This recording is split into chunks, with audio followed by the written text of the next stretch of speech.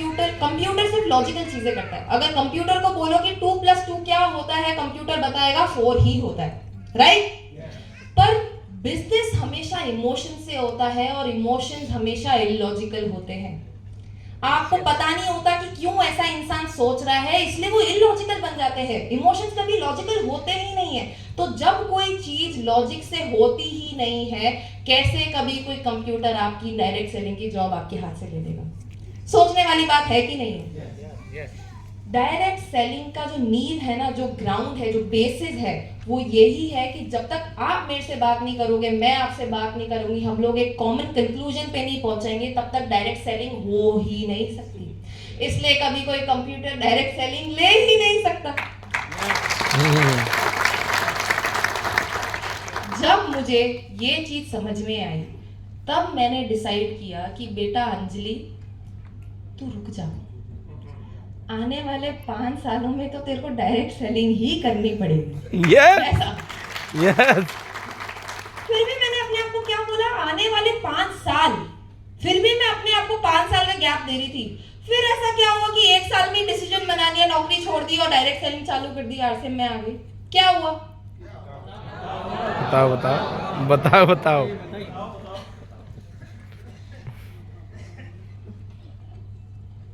आप सब लोगों ने प्रियंका चोपड़ा का नाम सुना है? यस। पीछे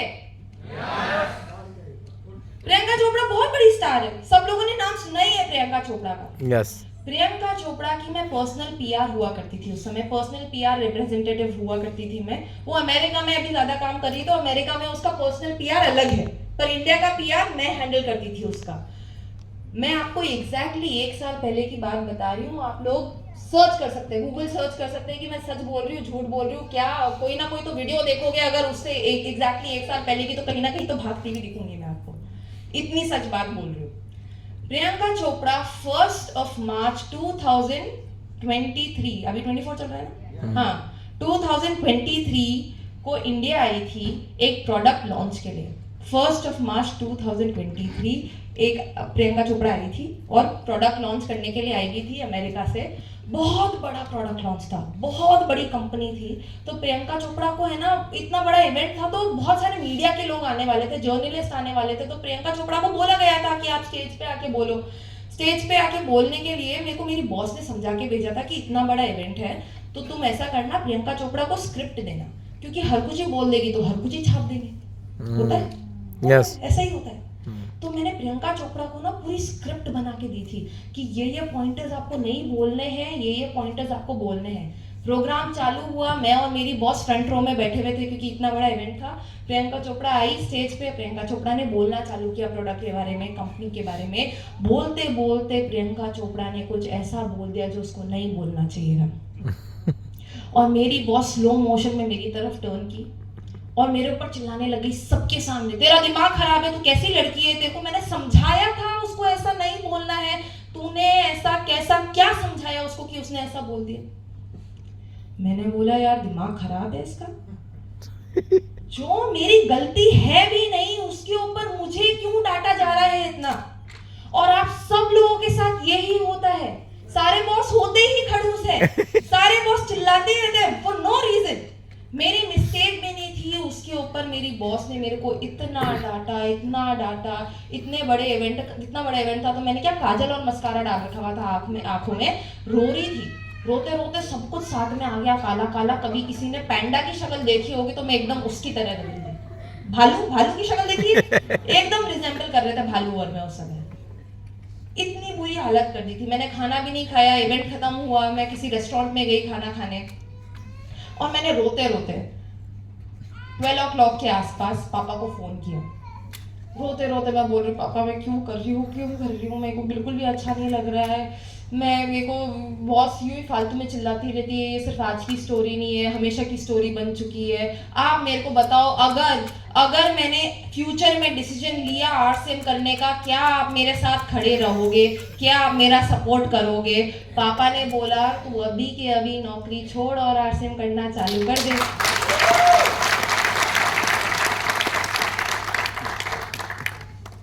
मैंने ऐसा बोल तो दिया, सुबह उठ के मुझे इतना रिग्रेट हुआ, मैंने बोला मैंने क्या बोल दिया, मैं रेडी हूँ आरसीएम करने के लिए, मैं तो रेडी नहीं हूँ, मुझे तो नफरत है आरसीएम से, मैं कैसे करूँ आरसीएम। तो मैं क्या झांसा बना रही थी, मैं क्या एक रणनीति बोलते हैं ना आप लोग, एक प्लान बना रही थी कि कैसे पापा को झांसे में डालूं और उनको समझाऊं कि आरसीएम करना नहीं है, वो तो इमोशंस में निकल गया था। पर क्या है ना, मेरा बाप है, एक कदम आगे ही रहते मेरे से। सुबह जब मैं ये सारी प्लान बना रही थी तब मेरे को पापा का फोन आ गया और पापा ने बोला कि अरे बेटा, तूने है ना रात में बोला था तू आरसीएम करेगी। मैंने बोला हाँ पापा, बोला तो था आरसीएम करूंगी। मैं कुछ बोलती उससे पहले पापा ने बोला अच्छा तो सुन, 17 मार्च को मेरी नाला सुपारा में मीटिंग है, नाला सुपारा बॉम्बे में, नाला सुपारा में मीटिंग है, तो ऐसा कर तू भी आ जा। आप लोगों को भी ऐसे लगे आएगा? मेरे को भी ऐसे, मुकेश कोठारी की खुद की बेटी को भी ऐसे ही लाया गया था। मेरे को जबरदस्ती ले गए पापा सेमिनार में, और सेमिनार में जाते ही पहले दिमाग खराब, क्यों? क्योंकि जय आरसीएम जय आरसीएम जय आरसीएम चिल्लाए जा रहे, सब लोग जय आरसीएम चिल्लाए जा रहे। मेरा बोला यार ये दिमाग खराब हो रहा है, कैसे निपटो इससे, तो जल्दी से जाके और फिर काम चालू करो। अब जो मैं नेक्स्ट चीज बोलने वाली हूँ ना, आप लोग सच्ची में प्लीज मेरे को हेट मत करिएगा जो आरसीएम करते हैं, ठीक है? आप लोग प्लीज मेरे पीछे मत भागिएगा कुल्हाड़ी लेके, ठीक है? उस समय जो भी लोग आरसीएम करते थे उन सबको एक नंबर का कार्टून समझती थी मैं। सब लोग एक से बढ़ के एक कार्टून हुआ करते थे। सबसे बड़े कार्टून कौन? सब लोग, एक दिमाग खराब हो जाता था यार मेरा। तो मैंने बोला वाह चलो यार, आ रहे लोग बात करो, एक कान से सुनो दूसरे कान से निकालो। कर रहे हो आप सब लोग? मैंने तो यही डिसाइड किया था कि एक कान से सुनो दूसरे कान से निकालो, क्या लेना देना पड़ा हुआ है। ठीक है, मीटिंग खत्म हुई, सेमिनार खत्म हुई, बहुत सारी जो मेरी एज की बच्चियां थी और लड़के थे वो मेरे पास आए। आप सब लोग आते हैं ना फोटोज वगैरह खींचने, बात करने, वैसे ही हुआ था उस दिन भी। और बहुत सारी लड़कियां आई, और एक लड़की आई और मेरे पास आके बोले कि दीदी आपकी लाइफ कितनी अच्छी है, आप एक लड़की होते हुए भी इतना सब कुछ कर लेते हो, आप अकेले रह लेते हो बॉम्बे जैसी सिटी में, आपको डर नहीं लगता, आपने इतना सब कुछ अचीव कर लिया है, आप इतना बड़ा काम करते हो, कैसे कर लेते हो? मेरे मम्मी पापा तो मेरे को अलाउ ही नहीं करते।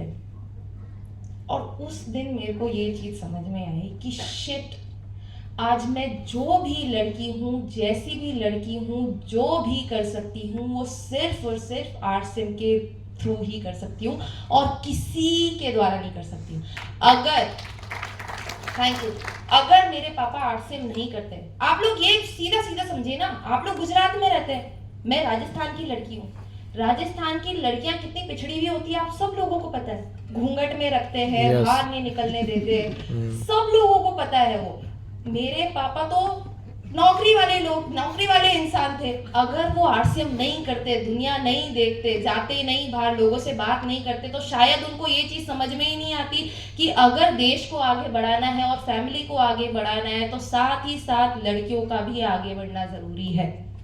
समझ में ही नहीं आती वो बात। और ये चीज शायद मेरे पापा को आई ही इसलिए क्योंकि पापा ने दुनिया देख ली थी आरसीएम के थ्रू, समझ में आ गई थी ये सारी चीजें, और इसलिए आरसीएम की वजह से आज ये अंजलि कोठारी शायद आ सकती है और कॉन्फिडेंटली अपनी बात एक्सप्रेस कर सकती है।